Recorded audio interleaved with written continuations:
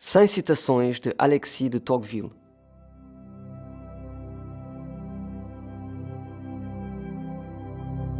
Volto de século em século para a mais remota antiguidade. Não vejo nada que se assemelhe ao que está diante dos meus olhos. Com o passado a não iluminar mais o futuro, a mente caminha na escuridão.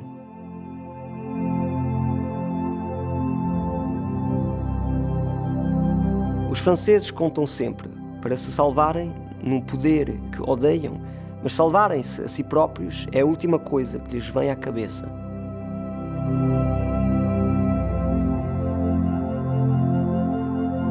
A liberdade não existe sem moralidade, nem a moralidade sem fé.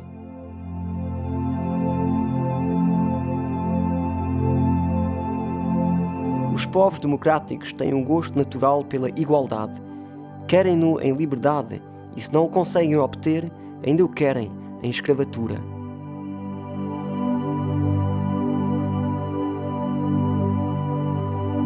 A história é uma galeria de pinturas onde há poucos originais e muitos exemplares.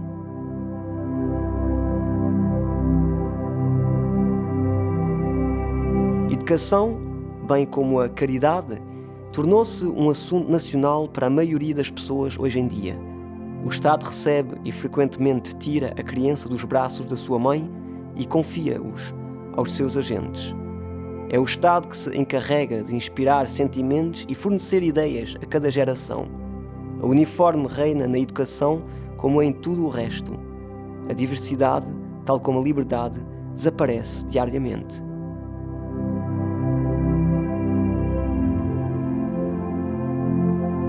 Há mais luz e sabedoria em muitos homens juntos do que em um só.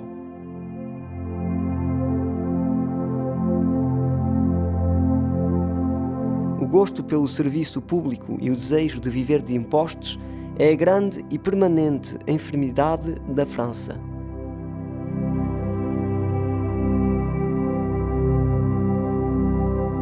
Os tiranos só são grandes porque nós estamos de joelhos.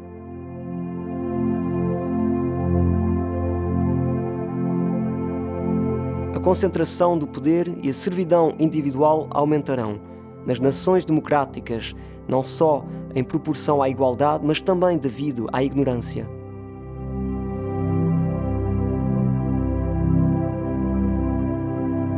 O escravo é um servo que não discute e se submete a tudo sem murmurar. Por vezes assassina o seu mestre, mas nunca lhe resiste.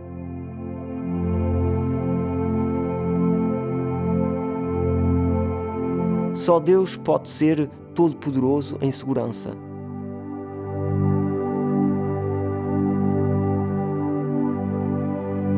Aquele que procura em liberdade algo que não seja ele próprio é feito para servir.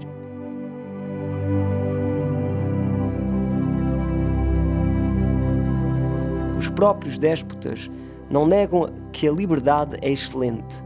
Eles só a querem para si próprios e sustentam que todos os outros são bastante indignos dela.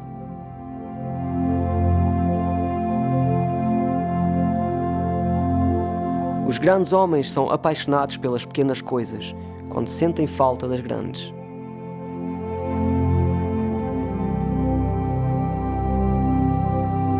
Nas democracias, cada geração é um novo povo.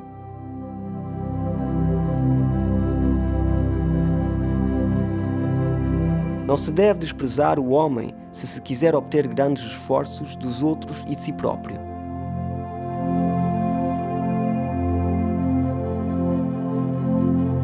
Em política, o que é muitas vezes o mais difícil de apreciar e compreender é o que está a acontecer diante dos nossos olhos.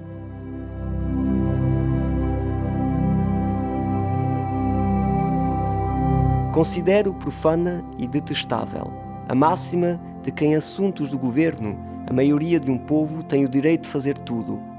O que é então uma maioria tomada coletivamente, senão um indivíduo que tem opiniões e, na maioria das vezes, interesses contrários a outro indivíduo chamado minoria?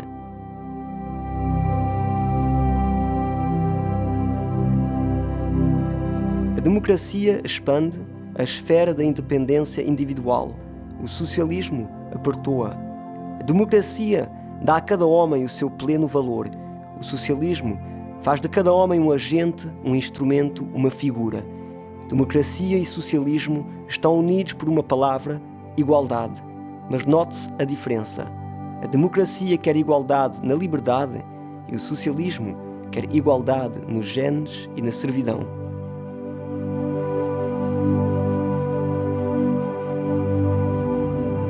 Este Estado é tão benevolente com os seus cidadãos que pretende tomar o seu lugar na organização das suas próprias vidas.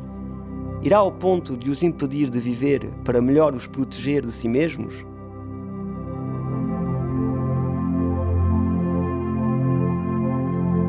O que o homem vulgar chama de perda de tempo é muitas vezes tempo ganho.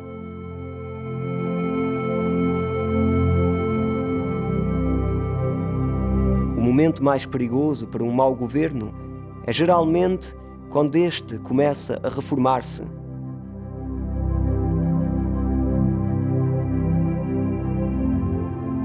Por que é que a regra que se aplica a um homem não se deveria aplicar igualmente a todos os outros?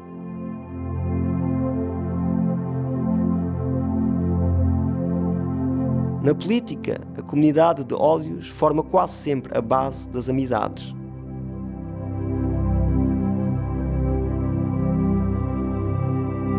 Se alguém me mostrasse entre a independência completa e a subjugação completa do pensamento uma posição intermédia onde eu pudesse esperar estar, eu poderia estabelecer-me lá.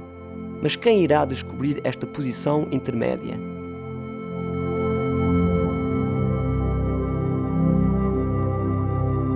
Que coisa triste que os governos de todo o mundo sejam sempre tão maldosos com a moral dos seus súbditos lhes permite ser.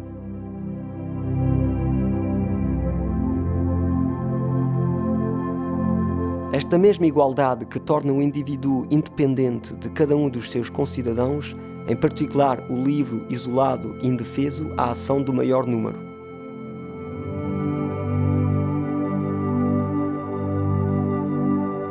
Os homens não podem gozar de liberdade política sem a comprarem com poucos sacrifícios e nunca a aceitam sem grandes esforços.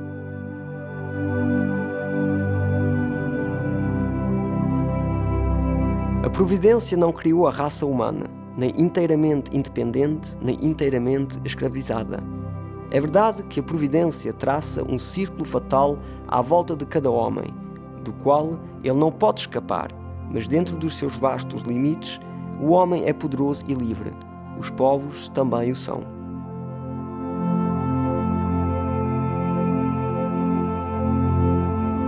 Quando se trata de imprensa, não há certamente um meio termo entre a servidão e a licença. Para colher os bens inestimáveis que a liberdade de imprensa garante, é preciso poder submeter-se aos inevitáveis males que ela traz consigo.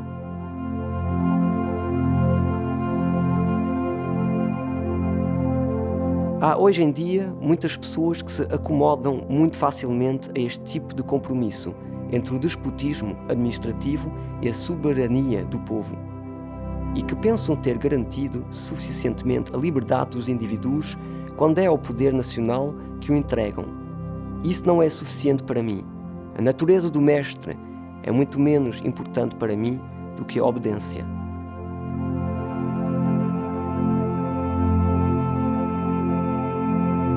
A história é uma galeria de pinturas, onde há poucos originais e muitos exemplares.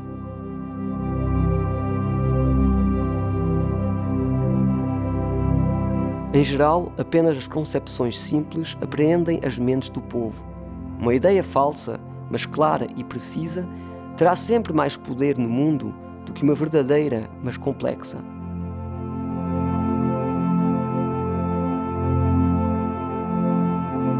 Não conheço nenhum país onde o amor pelo dinheiro esteja mais profundamente enraizado no coração do homem e onde se professa um profundo desprezo pela teoria da igualdade permanente dos bens do que nos Estados Unidos. Mas a sorte flui com incrível rapidez e a experiência ensina que é raro ver duas gerações a recolher os favores.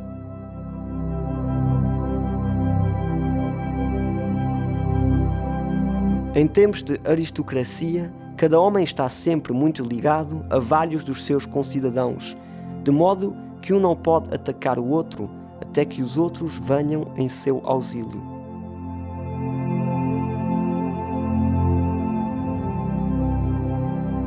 Em séculos de igualdade, cada indivíduo está naturalmente isolado. Não tem amigos hereditários a quem possa pedir ajuda. Nenhuma classe cuja simpatia esteja assegurada. É facilmente afastado e pisado impunemente.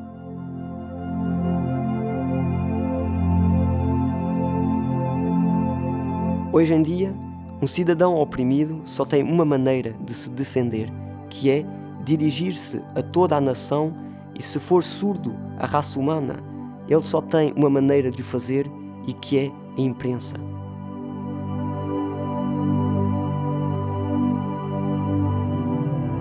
A primeira, e até certo ponto a única condição necessária para se conseguir a centralização do poder público numa sociedade democrática, é amar a igualdade ou fazer as pessoas acreditarem nela. Assim, a ciência do despotismo, tão complicada no passado, torna-se mais simples. É reduzida, por assim dizer, a um único princípio.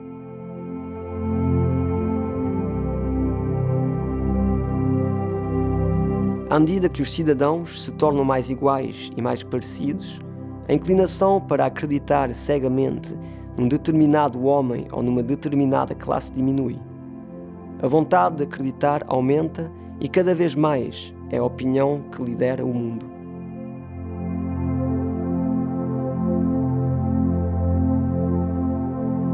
A igualdade produz, de facto, duas tendências. Uma leva os homens diretamente à independência e pode, de repente, empurrá-los para a anarquia. A outra leva-os por um caminho mais longo, mais secreto, mas mais seguro para a servidão.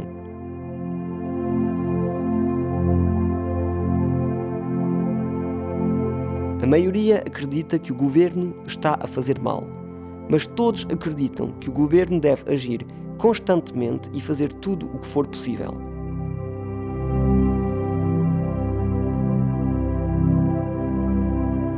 Na América, a maioria desenha um círculo formidável em torno do pensamento. Dentro destes limites, o escritor é livre, mas ai dele se ele se atrever a sair dela.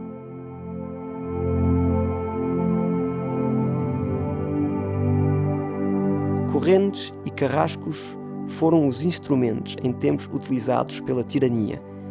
Mas hoje em dia a civilização aperfeiçoou-se ao ponto de despotismo em si, que parecia não ter mais nada a aprender.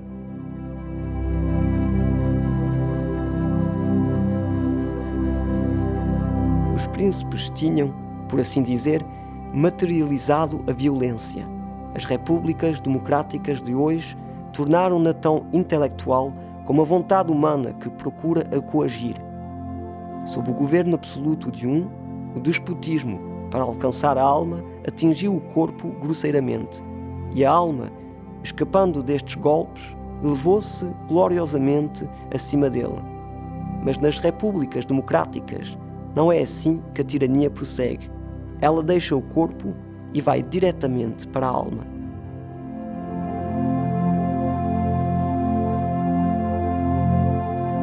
Assim, nem sempre é a mesma classe de cidadãos que se aplica ao aumento das prerrogativas de poder, mas enquanto durar a revolução democrática, há sempre uma classe na nação que é poderosa pelo número ou pela riqueza, cujas paixões especiais e interesses particulares levam à centralização da administração pública, independentemente do ódio ao governo do vizinho, o que é um sentimento geral e permanente entre os povos democráticos.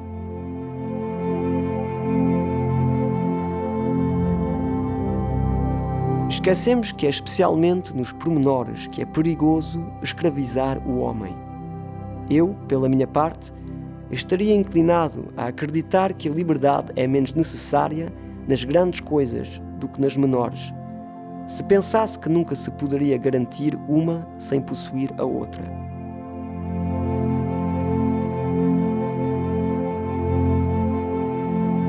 No passado, o soberano vivia dos rendimentos das suas terras ou do produto dos impostos.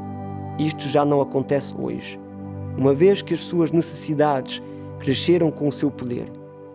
Nas mesmas circunstâncias. Esperamos que você tenha gostado desta prévia.